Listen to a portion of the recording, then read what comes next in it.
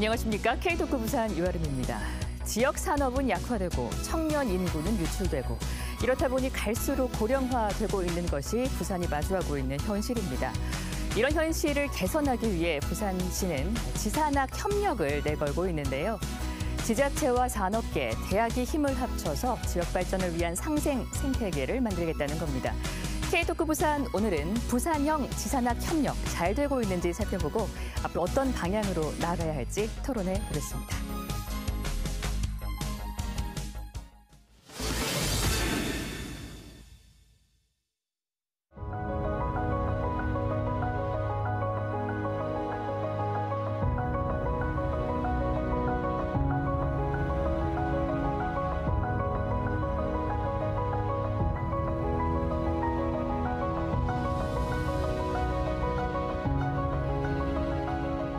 다양한 라이프 스타일을 중심으로 핵심 정책들, 아주 실감할 수 있는 체감성 높은, 실효성 높은 정책을 라이프 스타일별로 개발하고 확산해가는 거, 이게 굉장히 중요한 정책이라고 저는 생각하고 있습니다.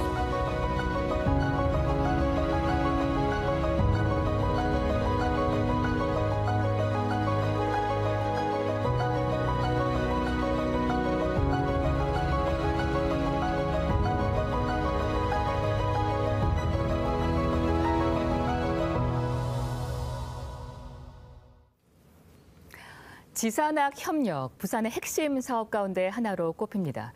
전국적으로 우수 사례로 꼽힐 만큼 성과를 내고 있는 게 사실인데요. 무엇보다 장기적으로 부산의 새로운 성장 동력이 되어야겠죠. 앞으로 어떻게 해나가야 할지 오늘 세 분 모시고 이 주제로 이야기 나눠보겠습니다. 먼저 부산 테크노파크 김형균 원장 나오셨습니다. 안녕하세요. 반갑습니다. 네, 그리고 동명대학교 전호환 총장 함께합니다. 안녕하세요. 네, 반갑습니다. 네. 동아플레이팅 이오선 대표님도 함께하겠습니다. 안녕하세요. 네, 반갑습니다. 네, 부산시가 지역 소멸을 막기 위해 대비해서 추진하고 있는 것이 바로 이 지산학 협력 프로젝트라고 할 수 있습니다. 지자체와 기업, 대학이 유기적으로 협력을 해서 우리 지역 발전을 위한 어떤 생태계를 만들겠다, 이런 취지인데요.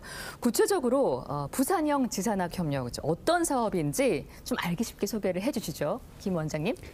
예, 한마디로 위기를 극복하는 상생의 사이클을 만드는 그런 것이 지산학 협력의 핵심이라고 볼 수가 있습니다. 부산에는 22개의 대학에서 한 해 4만 5천 명의 청년들이 사회로 진출을 합니다. 네. 그뿐만 아니라 이를 흡수할 수 있는 부산 지역에는 한 30여만 개의 기업이 있고요.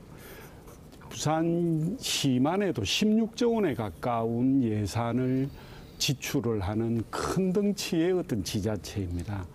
그뿐만이 아니라 한 50여 개에 가까운 다양한 지역 혁신 기관들이 있습니다. 따라서 이런 기업, 지역 기업, 대학, 그리고 지자체가 똘똘 뭉쳐서 하나의 원팀을 이루고자 하는 것이 지산학 협력의 하나의 핵심입니다.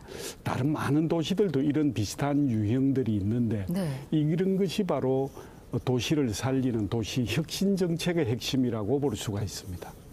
알겠습니다. 그러니까 지자체와 기업, 대학이라는 각각의 주체가 이제 원팀이 돼서 하나의 상생 사이클을 만드는 거라고 소개를 해주셨는데 사실 부산 상황이 지금 녹록지가 않습니다. 인구는 유출하고 또 지역 기업들의 경쟁력은 점점 더 약화되고 있는 그런 현실인데요. 사실은 이런 현실이 또 지역 대학의 위기로 이어지는 것 아니겠습니까? 지산학 협력 사업이 어떤 대책, 묘안이 될까요? 총장님 어떻게 바라보세요? 예, 지금까지 이번에 조금 전에 원장님께서 말씀하셨는데 중앙정부와 산학 연결이 주 어떤 트렌드였습니다. 그런데 네. 지금은 외국의 선진국이 하는 지자체, 지방정부와 그 지역에 있는 산업체 그리고 대학이 하나의 어떤 원팀이 되어서 네. 지역 일자리 창출, 그다음에 젊은 학생들을 유치해서 대학을 키우는 이런 정책이거든요. 그래서 다양한 지금 뭐 부산시 산학 사업이 있는데 저희 대학에서는 2년 전부터 부산시에서 정책적으로 추진하고 있는 사막기제, 가나다 워터로 대학이 보통 우리 2학기인데 사막기제를 진행하고 있습니다. 그래서 어떤 수업비보다는 팀 프로젝트 위주로 하고 한 1년에 학교 생활 한 4개월, 그 다음에 인턴 기업에 가서 인턴을 합니다. 그리고 또 학교 와서 또 수업, 인턴 수업 이런 식으로. 그래서 이거를 부산시에서 도입을 해서 우리 동명대학이 시범으로 선정이 되어서 1년을 2년 전에 잘 했습니다. 학생 만족도도 좋고 시업도 연계가 되고, 그다음에 유급입니다. 지금까지 인턴은 뭐 학생들이 페이를 안 받고 했는데 지금 기업에서 돈을 냅니다. 네. 그래서 학생들은 돈을 받고 거기 가서 인턴 생활을 하면서 다시 와서 학교에 와서 또 자기 그 문제를 코칭 팀 프로젝트로 해결하고, 그래서 이제 올해 작년이죠. 동아대하고 저희들이 또 시범 사업에 선정돼서 2년차 수행을 하고 있거든요. 이러한 것들이 부산형 코오프 대학 모델이라 해서 저희 대학이 먼저 시범적으로 해오고 있고, 이걸 우리 동명대학에서는 전체 다 광범위하게 확산하려고 합니다. 그래서 학기를 3학기로 1년을 3학기로 바꾸어서 하려고 합니다. 네, 기존의 그 산학협력에는 중앙정부가 있었다면 이제는 지역의 사정을 잘 아는 지방정부가 그 역할을 하게 되면서 그렇죠. 우리 지역의 대학들도 좀 더 유연성을 가지고 새로운 시도를 해볼 수 있는 그런 계기가 만들어진 것 같아요. 제정도 중앙정부에서 지방정부로 지금 내려보내주지 네, 않나요? 그러니까요. 네. 알겠습니다. 자, 먼저 동아플레이팅 잠깐 소개를 해드려야 될 것 같아요. 2022년에 이재용 삼성전자 회장이 또 방문을 해서 화제가 된 바 있습니다. 도금으로 기술력을 인정받은 기업이기도 하고, 놀라운 것이 임직원들의 평균 나이가 32세일 정도로 젊은 기업이에요. 깜짝 놀랐습니다. 그래서 지산학 협력 사업의 한 축을 담당하는 또 기업의 한 입장으로서 어떻게 보십니까? 지산학 협력이 부산에서 잘 단추를 끼어가고 있습니까? 어떻게 평가하세요? 저희 회사는 지산학으로 가장 큰 혜택을 본 하나의 회사라고 보셔도 과언이 아닐 것 같습니다. 지산학을 통해서 저희 직원 33명 중에 4명이 실습을 마치고 정직원으로 취업을 해서 다니고 있고요. 네. 현재 또 실습 중인 학생이 4사람이고, 또 2024년도에 실습 중 예정인 학생들이 또 자리하고 있고, 또 이제 이런 것들이 또 이제 소문이 나면서 알려져서 강원대학에서도, 그러니까 지역의 학생들이 계속 수도권으로만 갔는데 수도권에 있는 학생이 정말 우리 회사에 와서 실습을 하고 싶다. 그래서 저희 지금 실습 중에 있고, 그렇다면 이런 지역에 있는 일자리가 잘 만들어진다면 꼭 부산 지역에 있는 젊은이들이 수도권으로만 다 유출되겠는가. 그래서 저희 회사를 좀 눈여겨본다면 3대업 중에 3대업이라고, 어른들도 취업하기 싫어하고 외국인도 하기 싫어하는 그런 업종인데, 지금 이제 젊은 청년들로 구성원들이 되었다는 데 대해서 지산학에 대한 엄청난 감사를 하고 있고, 또 앞으로도 활성화하는 데 많은 관심을 가지고 있습니다. 네. 그러니까 지산학을 하다 보니까 학생들이 현장에 실습할 기회가 일단 굉장히 많아진다는 생각이 들고, 우리 부산 지역의 일자리로 다른 지역의 학생들이 또 실습을 하러 오는 그런 현장에서 그런 성과가 나타나고 있다는 생각이 듭니다. 자, 지산학 협력, 그럼 또 구체적으로 어디서 이루어지고 있느냐를 보면 각 기업과 대학의 거점 역할을 하는 곳이 이른바 지산학 브랜치 아니겠습니까, 원장님? 그래서 지금까지 거의 80개에 가까운 협력센터가 이제 문을 열었습니다. 지산학 협력센터가 일단은 뭔지 그거하고 그간에 또 어떤 성과가 있었는지 좀 짚어주시면 좋겠어요, 원장님. 예, 이 지산학 사업은 부산시나 지자체 혼자만으로도 되지 않고 대학이나 기업만으로는 되지 않습니다. 따라서 이것을 연결하고 중재하는 플랫폼이 필요하고요. 그게 이제 부산시의 지산학 협력센터라는 걸 저희들이 수행을 하고 있고, 근데 또 센터만으로는 되지가 않습니다. 이러한 혁신과 지산학 협력을 적극적으로 추진하는 전진 기지가 필요한 것이죠. 그래서 이제 동아프레이팅이나 우리 동명대 같이 다양한 새로운 혁신적 시도를 하는 대학, 기업들을 지산학 브랜치로 지정해서 그런 것들이 또 주변에 전파될 수 있는 하나의 전진 기지라고 볼 수가 있습니다. 따라서 이것은 관 중심이 아니라 민간 중심의 지산학 협력을 전파할 수 있는 핵심적인 어떤 전진 기지다, 이렇게 볼 수가 있습니다.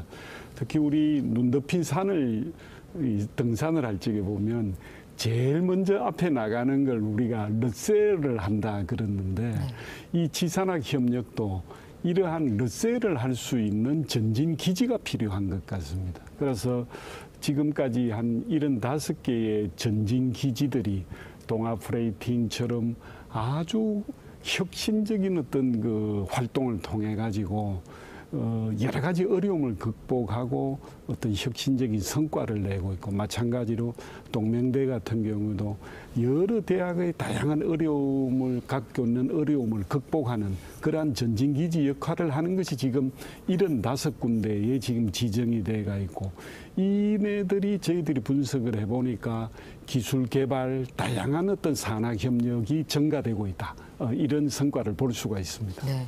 지산학 협력의 한 축으로서, 전진 기술로서 동명대에도 사실 많은 노력들을 해오고 있지 않습니까? 네, 그래서 49호 지산학 협력 브랜치로 지정이 돼서 조선해양 시뮬레이터 센터가 개소가 됐어요.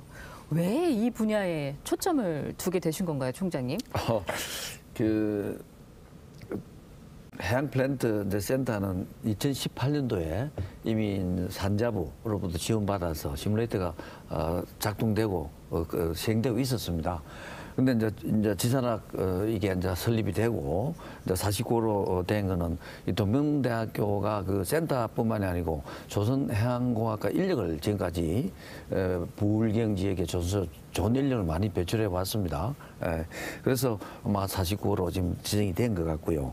그래서 TP와 협력해서 산업부에서 지원하는 스마트 특성화 기반 구축 사업도 해왔고, 또 요즘 또 그 디젤 엔진 같은 경우는 가스 운반선으로도 또 재단도 하거든요. 그런 프로젝트도 추진해 오고, 그래서 또 슈퍼컴퓨터도 우리 학교의 그 센터에 지금 들어와 있습니다. 이러한 그 시뮬레이터, 슈퍼컴퓨터, 그다음에 정부, 그다음에 지자체 프로젝트를 대학원생, 교수, 그다음에 학생들이 공동으로 하고, 또 그게 스타트업이 또 탄생이 되겠죠. 기술 이전을 통해서.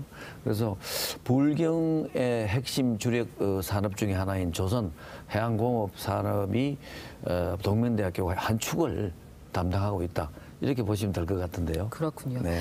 동아플레이팅은 또 아까 말씀드린 것처럼 지역 청년들이 많이 근무하는 일터로, 그래서 지산학 협력이 추구하는 목표를 이미 실현하고 있는 곳이다라고 제가 소개를 해드릴 수 있는 곳인데, 동아플레이팅도 지산학 브랜치 21호를 운영하고 계세요.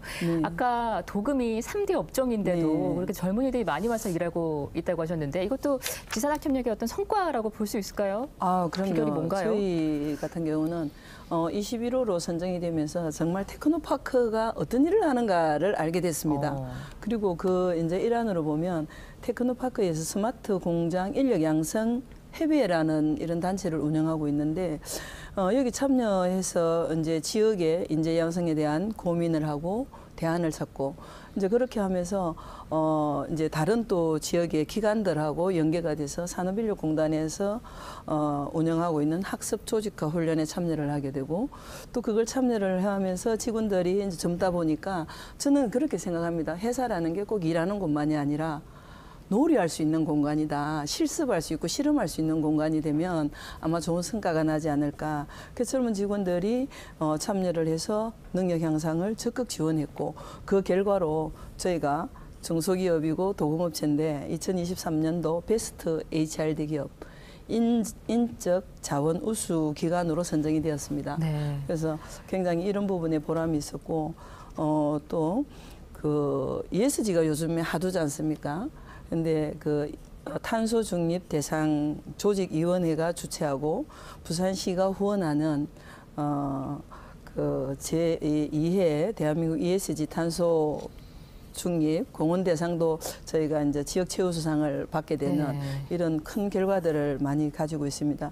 브랜치 사업 중으로서 지역의 학생들에게 현장 견학을 많이 이제 이렇게 이끌어오면서 그 견학을 통해서 또 실습하는 그런 학생들이 또 저희 회사에 계속 지원을 하게 되는 그런 계기가 되기도 합니다. 네, 또 우리 지역 기업이 이렇게 뭐 상도 여러 개 받고 또 이제 인정을 받는다고 생각하니까 굉장히 뿌듯하고 이제 다행이라는 생각이 드는데, 부산형 지산학 협력이 이렇게 현재까지 순항하면서 성과를 내보이고 있는데, 또 가장 눈에 띄는 성과를 보이고 있는 분야 중에 하나가 이 파워 반도체라면서요. 그러니까 좀 조사를 해보니까 전기차 등에 사용되는 반도체여서 첨단 기기의 핵심 부품이다 이렇게 하더라고요. 그래서 파워 반도체 분야의 지산학 협력 지금 부산은 어떻게 되고 있습니까, 원장님? 예, 아마 그 부산에 반도체 생산하는 공장과 R&D 시설이 있다는 게 생소하신 분이 많을 것으로 보여집니다. 네. 놀랍게도 부산은 지난 한 5년 전부터 반도체 중에 이게 좀 뭐 전문 분야이긴 합니다만은 이렇게 메모리 반도체가 있고 비메모리 반도체가 있는데 이런 비메모리 반도체 중에 그것을 컨트롤할 수 있는 핵심적인 반도체가 파워 반도체고 전력 반도체입니다.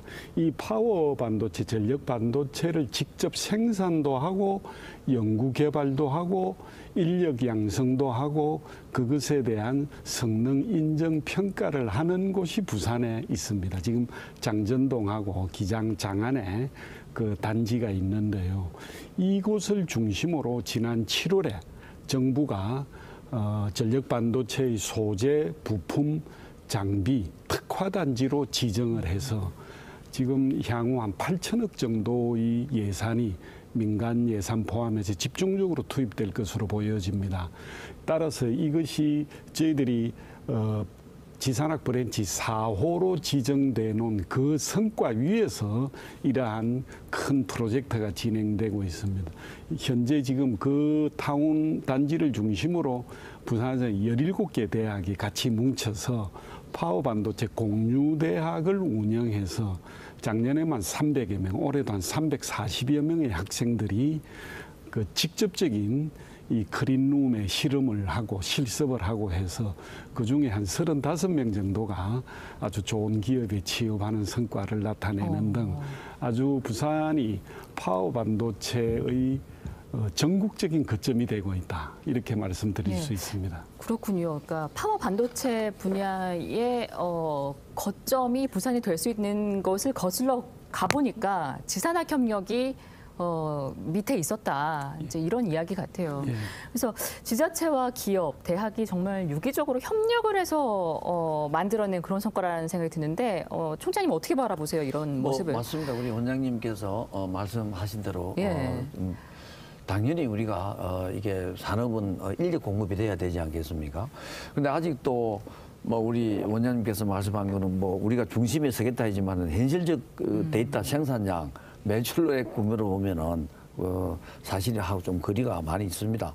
지금 정부에 투자하는 그 수조 원대의 그 반도체는 지금 수도권에 몰려 있지 않습니까? 네. 그래서 그 사실 그 지난 정부, 지지난 정부에서는 수도권에는 제조업을 안 하는 거로 했습니다만은 구미에 있는 반도체가 서울으로 옮겨가고 이거는 국가 균형 발전에 도움이 안 되는 거거든요. 그래서 왜 그러면 부산의 지역의 지방에 청년들이 유출이 되느냐? 좋은 일자리가 없어서 그래요.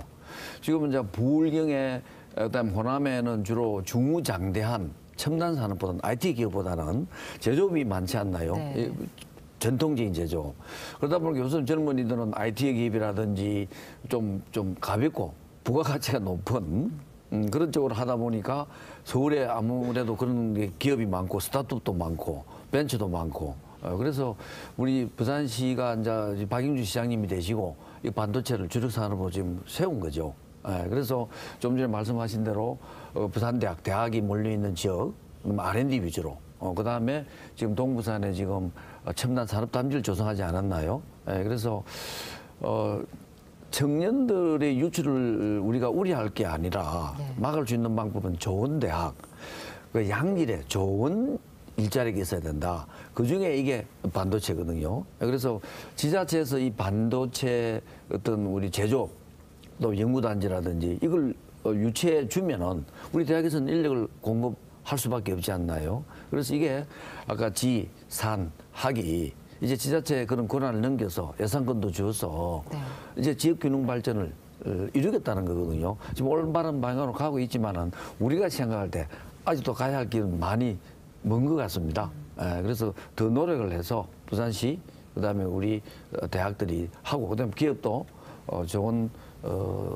자금을 유치하도록 아마 분위기를 만들어야 되지 않겠나, 환경을 만들어야 되지 않겠나 그런 생각을 합니다. 맞습니다. 네. 파워 반도체 분야가 워낙에 떠오르는 산업군이기도 하고 그래서 이 기회를 잘 살린다면 부산의 새로운 성장 동력 중에 하나로 자리매김할 것 같은데 총장님 말씀하신 것처럼 아직까지 수도권 중심주의 너무 심하고 네. 좋은 일자리는 턱없이 부족하다 이야기하셨습니다. 가능성 얼마나 있다고 보세요? 이 파워 반도체는 특성이 다품종 소량 생산의 특징을 지니고 있습니다. 바로 이것이 부산이 중소기업 위주로 되어 있는 부산의 특성에 저는 가장 딱 맞다고 생각을 합니다. 그래서 이러한 파워 반도체를 중심으로 해서 부산의 중소기업과 잘 유기적으로 연계한다면 충분히 부산의 미래 먹거리가 된다. 그래서 정기연구원이라는 국책연구원의 원장님이 지난 연말에 오셔서 아주 중요한 말씀을 해주셨는데 부산은 세계 최초이자 유일한 파워 반도체 산업단지 벨트를 가진 도시다. 그렇기 때문에 이러한 특성을 잘 살려서 대기업은 수도권에서 메모리 반도체로 집중하고 소위 이런 비메모리의 전력 파워 반도체는 부산과 인근 도시가 중심이 되어서 발전한다 그러면 반도체 분야의 수도권과 남부권의 양대 축이 될 것이다라고 저는 확신을 하고 있습니다. 네. 특히 파워 반도체 분야는 앞으로 향후 지금 수요가 급증하고 있는 전기차라든지 다양한 대용량의 장비들을 받쳐줄 수 있는 현재 반도체의 한 220배의 성능이 되는 고성능의 반도체이기 때문에 이것은 부산의 중소기업에게 충분한 미래 먹거리가 된다. 저는 그런 확신을 가지고 있습니다. 예, 그 말씀하신 대로 파워 반도체 분야가 다품종 소량 생산으로 승부를 볼 수 있는 거라고 이제 이야기를 하시니까 왜 부산에 이런 강소기업들이 몰릴 수 있는 기회가 될 수 있을지 좀 더 와닿는 것 같다는 생각이 듭니다. 희망은 메모리 반도체도 왜 한 곳에 몰려야 됩니까?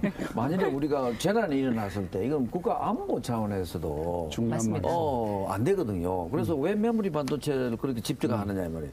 그래서 골고루 선진국에 한번 보면 우리가 사례들이 많지 않나요? 네, 그래서 메모리 반도체도 우리 유치해야 됩니다. 네. 그리고 시스템 반도체, 파워 반도체 하면 더 금상첨 아니겠습니까? 맞습니다. 네.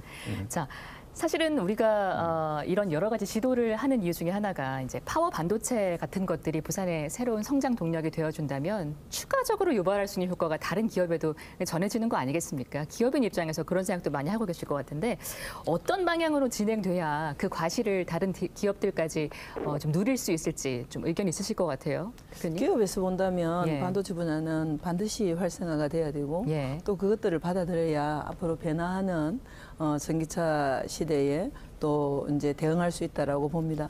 그런데 사실은 그 일할 수 있는 산업의 현장이 제대로 만들어져야 결국은 사람이 운영하는 거다 보니까 그런 사람들을 좀 전에 원장님하고 총장님이 잘 설명해 주셨지만 그런 사람들을 학교와 또 이런 그 기관에서 키워주시고 또 그 사람들을 받아서 일할 수 있는 산업의 현장을 같이 할 수 있는 원팀이 돼서 같이 한다고 그러면 아마 좋은 성과가 나지 않을까 그런 기대를 해봅니다. 맞습니다. 지산학 협력 사업에서 또 빼놓을 수 없는 분야가 디지털이라고 할 수 있잖아요. 워낙에 뭐 챗 GPT 같은 것들이 활성화되면서 디지털 대전환 시대다 뭐 이런 거창한 표현들도 많이 쓰긴 하는데 자 디지털은 이제 선택이 아니라 필수인 이런 상황 속에서 우리 지산학 협력은 이 분야에서 좀 어떻게 나아가고 있는지 궁금하거든요, 원장님. 예, 디지털 전환은 하늘에서 뚝 떨어진 빈 공간에서 마련되는 것이 아니라고 생각을 합니다.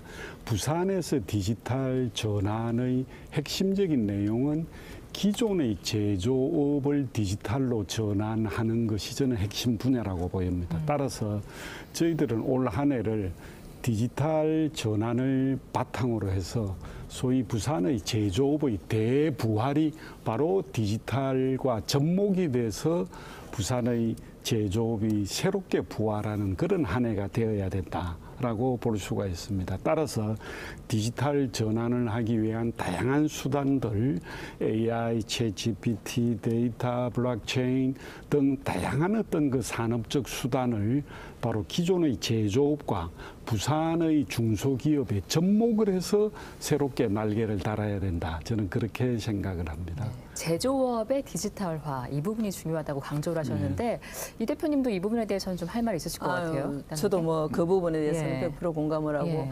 저희 그 산업에서는 뭐 수작업이 일상이었다면 그것을 자동화하고 그것을 또 이제 그 디지털로 전환하는 그래서 지금은 이제 통제 제어가 가능하도록 그렇게 이제 만들어가는 그런 과정인데 중소기업에 사실은 지금 현재 그런 영향이 굉장히 부족하거든요. 그런 영향들을 지금 학교와 또 지자체에서 같이 이렇게 이제 운영한다면 훨씬 가까이 더 다가오고 앞으로 그 사람을 일을 쓰는데도 큰 도움이 되고 디지털화 되는데 한 발 더 빠르게 진행되지 않을까 그런 기대를 하고 있습니다. 제조업의 디지털화에 어떤 네네. 지자체나 학교, 대학의 도움을 좀 많이 기대하고 계신 것 같아요. 알겠습니다. 동명대도 이런 디지털 대전환의 시대를 직시하고 계실 거란 생각이 드는데 좀 어떤 인재를 지금 키우고 계신가요? 그래서 그 산업 제조업에 전통 제조업의 디지털화도 필요하지만 교육의 디지털 교육도 필요합니다. 그래서 지금 영어를 전통적으로 공부를 많이 하고 우리 영어 공부하는 시간을 많이 보냈잖아요. 요즘 챗 GPT를 사용하면은 뭐 우리가 한글로 정확하게 입력만 하면은 영어 통역에는 전혀 문제가 없지 않나요? 그래서 우리 영어를 가르치는 것보다는 챗 GPT를 가르칩니다. 예. 그래서 제가 출장을 이번 주에 갔다 와서 어제 교육을 했는데요. 중국에 가서 회의를 하는데 중국 사람들이 영어를 잘 못하잖아요. 그래서 자기들 중국말로 하고 그걸 바로 번역을 해서 보여줘요. 또 한글로는 한글로 나오거든요. 그래서 요즘 교육은 소프트웨어, 모든 사람이 소프트웨어를 개발해야 됩니까? 모든 사람이 모든 대학이 반도체 학과를 다 가져야 되느냐고요. 반도체를 개발한 반도체를 잘 만들어서 잘 쓰는 하드웨어 만드는 것도 필요하지 않나요? 그래서 교육의 디지털화는 기존에 있는 소프트웨어라든지 기존에 있는 모든 어떤 디지털화된 기기를 학생들이 잘 사용하게 하는 것도 디지털 리터리시를 올리는 교육이 아니겠는가. 그렇게 우리 전환을 많이 했습니다. 그래서 지금까지 식품영양학과 제가 이제 그 경상국립대학 대학동물병원이 우리 대학에 들어왔잖아요. 네. 그러면 세계 최초로 반려동물대학 칼리지 단과대학을 만들었습니다. 그럼 식품영양학과라든지 그다음에 지금 우리 패션학과들이 학생 모집이 안 되는 학과예요. 그 과를 반려동물대학에 이어서 산업학부로 만들었단 말입니다. 그리고 이번에 학생이 많이 왔잖아요. 예. 근데 거기에 예를 들어서 요즘 반려동물도 이 사람 같은 경우는 주민등록증이고 말을 할 수 있는데 걔는 반려동물은 말을 못 하잖아요. 거기에 디지털 뭘 우리가 붙여서 딱 갖다 우리가 휴대폰을 갖다 대면 이 반려동물은 누구 집에서 나왔는지 이런 것도 우리가 디지털 어떤 해야 되는 거 아니겠습니까? 그래서 대학이 이 시대에 맞는 교육을 디지털화를 먼저 선도함으로 해서 우리 동명대학교는 이번에 그 전국적으로 학생 모집이 다 서울을 수도권을 제외한 대학이 다 경쟁률이 내려갔는데 저희들은 많이 올랐습니다. 반가운 소식이네요. 네, 많이 올랐습니다. 그래서 이러한 시대에 우리가 시대에 맞는 어떤 학과 커리큘럼을 하면 이것도 우리 학생의 수요 창출을 할 수 있지 않겠나. 그래서 대학의 디지털은 교육의 디지털하다. 많이 바꾸고 있습니다. 그렇군요. 제조업의 디지털화 그리고 나아가서 교육의 디지털화까지 발상의 전환이 이제 들어가서 이게 더 한 걸음 나아가는 결과로 맞습니다. 이어지는 그런 것 같아요. 자, 지역 발전을 위해서 지산학 협력 사업 이렇게 추진되고 있는데요. 올바른 방향으로 잘 추진돼서 무엇보다 성과를 내야 하는 것 아니겠습니까? 그래서 혹시 참고할 만한 해외 사례 좀 있다면 소개해 주시면 도움이 될 것 같거든요. 원장님부터. 예, 뭐 여러 도시들이 약간 침체기나 어려움을 극복하는 수단으로 이런 산학 협력을 이라는 어떤 그 도시 혁신 정책을 많이 실행해서 성공한 사례들이 꽤 많이 있습니다. 저희들이 유심히 보고 있는 것이 독일의 슈투트가르트 같은 경우도 아주 전통적 공업지 도시였다가 상당히 7, 80년대 어려움을 겪었습니다. 그런데 저희들이 지금 지산학 시스템 같은 이러한 산학협력 시스템을 강력하게 해서 아레나 2036이라는 아주 널리 알려진 프로젝트로 도시를 활성화한 사례가 있고요. 네. 많이 아시는 스웨덴 스톡홀름의 시스터 사이언스 시티 프로젝트도 IT 기반의 글로벌 기업들을 다 집중하고 스톡홀름 대학이나 스웨덴 왕립대학을 중심으로 해서 말 그대로 기업과 대학이 원팀이 돼서 유럽을 이끌어가는 핵심적인 도시로 부활한 여러 가지 사례들이 있습니다. 그런 의미에서 저는 부산이 가지고 있는 이런 대학 잠재력, 기업의 잠재력, 그다음에 지자체의 의지 이런 것을 잘만 엮는다면 성공하지 못할 이유가 없다. 그렇게 생각을 합니다. 독일의 사례, 또 스웨덴의 사례를 들어주셨어요. 충분히 벤치마킹할 수 있을 것 같은데 총재님은 어떤 케이스 보고 계신가요? 맞습니다. 독일이 가장 지산학 연구기관이 많지 않습니까? 연까지. 가장 그렇게 집적화 돼 있는 데가 대학에 다 넣어놨습니다. 우리는 우리나라 국가 출연 연구기관이 어디 모여 있죠? 좀 대부분이 거의 90%가 대대 연구단지에 네. 있습니다. 대학은 흩어져 있잖아요. 아, 예.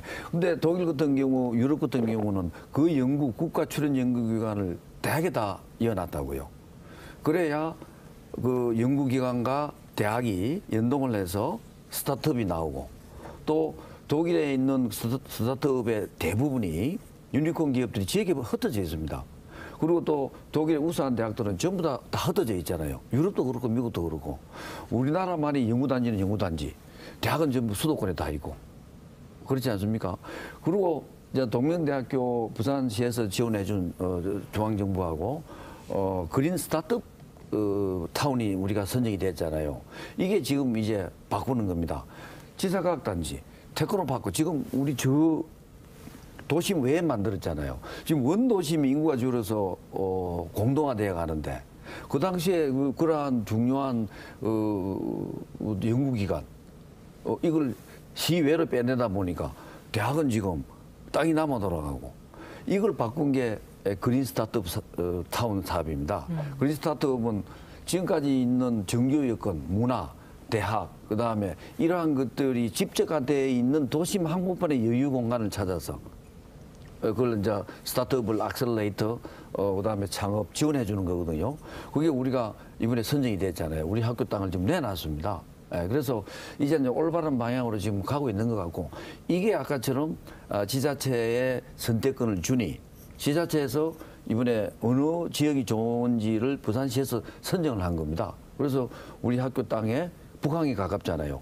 또 부경대학교 대학 핵심 파크 사업이 선정이 됐거든요. 그런 것과 연결해서 시너지 효과를 낼 수 있는 위치가 동명대학의 유유부지였습니다. 네. 네, 그래서 이러한 것들이 라이즈 사업을 통해서 RIS 제 핵심 사업입니다.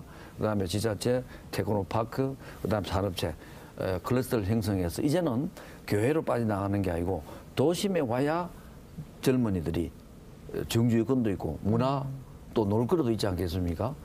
이제 바로 가고 있는 것 같습니다. 알겠습니다. 지산학 협력을 통해서 완전히 도시가 재탄생된 그런 사례도 우리가 들어봤고 또 중요한 연구기관이 대학 안으로 들어와야 된다, 도심으로 되죠. 들어와야 된다. 이제 이런 이제 의견까지 들으셨는데 무엇보다 현장에서 아마 여러 가지 생각들 제일 많이 하고 계실 것 같다는 생각이 들어요.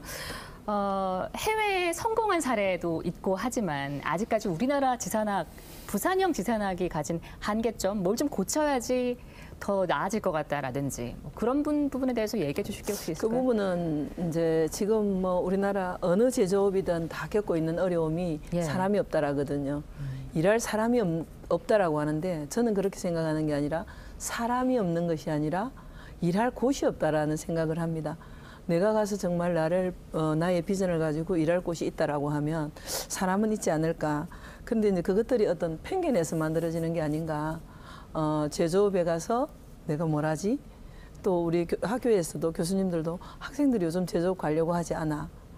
부모님들도 제조업 가려고 하지 않아. 라는 편견이 좀 깨어졌으면 좋겠다. 그런 편견을 깨므로 해서 저희 회사처럼 젊은 학생들이 찾는 그런 기업이 만들어진다는 생각을 하고요. 그게 결코 기업에서 혼자만이 할 수 있는 게 아니라 같이 아까도 이야기했지만 치산학이라는 지역에 있는 여러 기관들, 또 연구기관, 학교, 또 산업의 현장, 또 산업도 끊임없이 젊은이들이 와서 일할 수 있는 환경을 만들었을 때 그 젊은이들을 찾는 그런 현장이 되지 않을까 그렇게 생각을 합니다. 맞습니다. 또 하나 주목해 봐야 될 것은 중앙 정부가 아니라 지역이 주도권을 가지고 대학을 지원할 수 있는 이 라이즈 사업 이 부분일 것 같다는 생각이 들어요. 이 라이즈 사업이 부산이 추진하고 있는 지산학 협력과 잘 연동된다면 충분히 또 시너지가 나지 않을까 이제 기대하는 목소리가 많은데 총장님부터 말씀하시겠어요? 어떻게 하면 이게 좀 잘 끼워 맞춰서 돌아갈까요? 네, 진짜 이 라이즈 예. 산업은 이 앞 정부에서 지금 윤석열 정권 앞에서 RIS 사업의 연장선인입니다. 예. 그래서 RIS는 지역의 권한을 많이 주지 않았어요. 예산도 그렇게 많이 주지 않았다고요.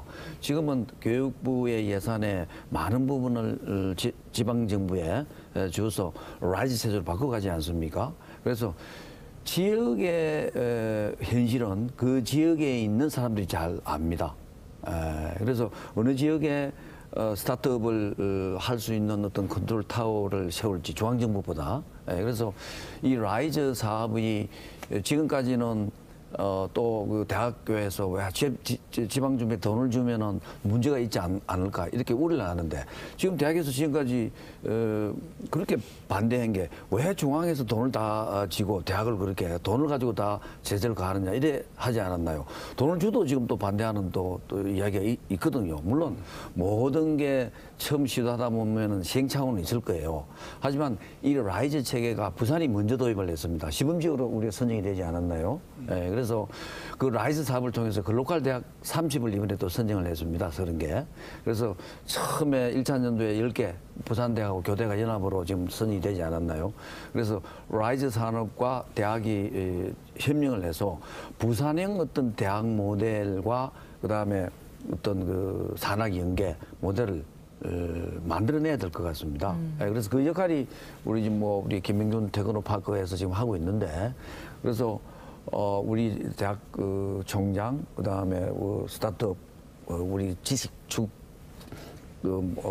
높은 기업 CEO들 그다음에 우리 부산시 테크노파크 관련단들이 모여서 지금 많은 대책 회의를 하고 있습니다. 네. 앞으로 부산시는 다른 지역보다도 더 좋은 방향으로 기업하기 좋은 환경 또 다시 태어나도 다시 살고 싶은 부산을 만든다 그러잖아요. 그럼 일하는 기업이 많아야 되지 않겠습니까? 그래서 조금 더 우리가 지혜를 모아서 가면은 성공을 할 것 같습니다. 알겠습니다. 바로 원장님께 바로 그거 넘길게요. 예. 그래 이게 지금까지 대학의 지원에 관한 중앙정부의 지원 사업은 아주 많이 있었습니다. 그중에 가장 조금 부족했던 부분이 지역에 있는 기업과의 연계입니다. 그래서 많은 어떤 사업들이 R&D 중심으로 교수님들이 많은 어떤 성과를 내고 했습니다마는 그중에 가장 좀 아쉬운 부분이 지역 기업의 현장의 수요, 지역 기업이 바라는 인재의 어떤 공급 이런 부분이 어떤 조금 아쉬웠던 부분인데 중앙정부도 이 부분에 대한 문제의식을 절감을 하고 이 부분을 지방정부가 그러면 지자체가 중심이 되어가지고 지역의 기업과 대학이 연결하는 소위 라이즈 시스템을 만들어 보자라는 게 지금 라이즈 시스템의 핵심으로 이해를 하고 있습니다. 네. 바로 이것이 저희들이 그동안 올해 4년째 추구하고 있는 이런 지산학 정책과 일맥상통하는 그런 그 정책이라고 보여집니다. 따라서 앞으로 저희들 부산에서의 라이즈 시스템은 그동안 아주 축적된 지역의 대학의 커리큘럼, R&D 역량, 교수님들의 역량을 이제는 지역 기업의 수요를 적극 반영하는 커리큘럼, 강의 시스템, 인력 공급 시스템, 인재 양성 시스템으로 더 현장화된다 그러면 부산의 라이저 시스템은 충분히 실용성이 있고 네. 성공 가능성이 있다. 이렇게 기대됩니다. 무엇보다 지역 기업이 원하는 맞춤형 인재를 대학들이 키우는데 또 키워서 내보내는데 큰 도움이 될 거다 이제 이렇게 기대를 하고 계시군요. 동아 플레이팅이라고 하면 이른바 MZ 세대의 일터라고 네. 이렇게 이야기할 수 있을 것 같은데, 그래서 어떻게 하면은 좀 더 지산학을 제대로 활성화해서 부산을 청년이 일하는 일터 그 자체로 만들 수 있을까? 이 대표님의 현장의 목소리 들어보고 싶네요. 결국은 예. 참여인 것 같고요. 조금 전에 원장님이나 교수님이, 총장님 말씀하셨지만 부산에는 다품종 소량을 생산하는 중소기업들이 대부분의 기업을 이루고 있거든요. 이런 중소기업들의 그 인력으로 중앙정부의 어떤 사업을 따서 하기는 굉장히 어렵습니다. 그런 부분들이 이제 지역으로 내려오면서 가까이에 있는 맞춤형 이런 이제 사업들을 추진하면서 좀 더 기업의 지원이 좀 더 폭넓어지고 또 기업에서 또 이렇게 요구하는 사항들이 즉시 받아들여지면서 현장을 서로 이제 교류나 이런 네트워크가 잘 형성되면서 그런 성과가 만들어지고 또 저희 회사도 앞으로 그런 그 과정들을 이렇게 보면서 모델이 되는 그런 회사로 만들어가면서 MZ 세대들이 더 많이 찾고 16일도 사실은 삼성의 BM으로 저희 회사에 한 27번 정도가 구미 아카데미에서 방문을 하거든요. 그리고 뭐 인도에서도 이제 모범 사례로 방문을 하고 있고 작년 같은 경우는 한 1000여 분이 저희 회사를 방문하는 그런 이제 큰 그런 어떤 그 결실을 가지고 현장을 열어놓다 보니까 그런 말을 하더라고요. 그 고등학생들이 와서 보고 부산의 중소기업은 꿀인 줄만 알았는데 중소기업도 꿀인 것만은 아니네. 참 좋은 회사, 일할 수 있는 회사도 있네라고 본인들이 이제 그냥 이렇게 얘기하고 갔다는 데 대한 그런 희망을 가지거든요. 네. 그래서 또 제2의, 제3의 MZ세대들이 일할 수 있는 부산의 기업들이 많이 탄생되었으면 하는 게 바람입니다. 알겠습니다. 그렇게 될 것이라고 믿고 있습니다. 제가 조금 우리 요선 대표의 부연 설명을 드리면 모두가 젊은 청년들이 싫어하는 도장 직업입니다. 도장업입니다. 표면 처리. 페인트거든요. 표면 처리. 네. 근데 여기 뭐 화학 제품을 쓰니까 냄새도 나고 그렇잖아요. 근데 가보면은 정말 디지털 자동화가 잘 돼 있어요. 광장도 깨끗하고 사람이 어디 있는지 모를 정도로. 그러니까 우리가 어떻게 전통 제조업을 핵심, IT 기술을 해서 혁신을 하에 따라서 젊은이들이 선호하는 직업이 될 수 있는 거죠. 예. 그런 의미에서 저는 이 뭐 우리 프로그램 보시는 분들이 동아 플레이팅을 한 번씩 대학이 방문 많이 오고 있습니다. 알겠습니다. 자, 지방 소멸의 위기 갈수록 체감하고 있는 것이 현실인데, 그래서 이 세 분을 중심으로 해서 앞으로 이 위기를 어떻게 기회로 바꿔야 될지 이 부분에 대한 이야기 이제 마지막으로 듣고 이 시간은 마무리해야 될 것 같은데, 오늘 주로 좀 어떤 점을 이뤄냈는지 성과 중심으로 이야기를 한 것 같아요. 마지막으로는 어떤 부분을 좀 한계를 느끼시고 어떻게 극복할 수 있는지 좀 이야기를 들으면 조금 더 프로그램에 도움이 될 것 같습니다. 한 말씀씩 간단하게 듣고 오늘은 마무리할게요. 먼저 원장님부터. 예, 지금 여러 가지 반도체 업계의 좀 불황, 그다음에 전 세계 전쟁의 어떤 문제 등으로 지역의 기업, 특히 제조업들이 상당히 어려움을 겪고 있습니다. 저는 부산시와 저희 기업을 지원안을 전담하고 있는 테크노파크는 올 한 해를 지역 제조업의 대부활의 해다. 이를 위해서 지산학 협력 체계를 더욱 고도화해서 이를 바탕으로 글로벌 허브 도시 부산의 기반을 만드는 것이 저희들의 목표입니다. 따라서 이를 위해 제조업에서도 이제 유니콘이 나와야 된다. 그래서 저희들이 한번 조언을 해봤는데 매뉴팩처링 유니콘, 소위 메뉴콘 프로젝트를 저희들이 올해 적극 추진하면서 제조업에서도 동아 플레이팅은 마찬가지고 나는 유니콘이 나와야 된다. 그러나는 충분히 가능성이 있는 게 부산의 전통적인 어떤 그 발포제업을 하다가 2차 전지로 급선회해서 지금 전국적인 선풍을 일으키고 있는 2차 전지 기업이 있죠. 그다음에 반도체 검사 장비에 관한 아시아 지역에서는 거의 가장 탑에 가까운 지금 기업이 있죠. 그래서 이런 기업들은 충분히 나는 유니콘 기업의 더 이상이 될 가능성이 있다. 그런 의미에서 올 한 해는 메뉴콘 프로젝트로 한번 집중해 볼 생각입니다. 네, 응원하겠습니다. 총장님 한 말씀. 예, 뭐 대학이 살아남기 위해서는 현장 기업에서 필요한 인재를 양성해야 살아남지 않겠습니까?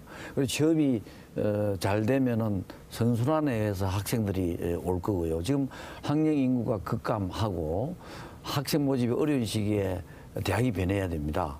그래서 우선 더 부울경 지역에 맞는 우리 대학이 특성화 작업을 더 가속화할 겁니다. 그래서 경상국립대학이 올해 이제 예산을 받아서 이제 설계 착공이 됩니다. 국립대학 동물병원요.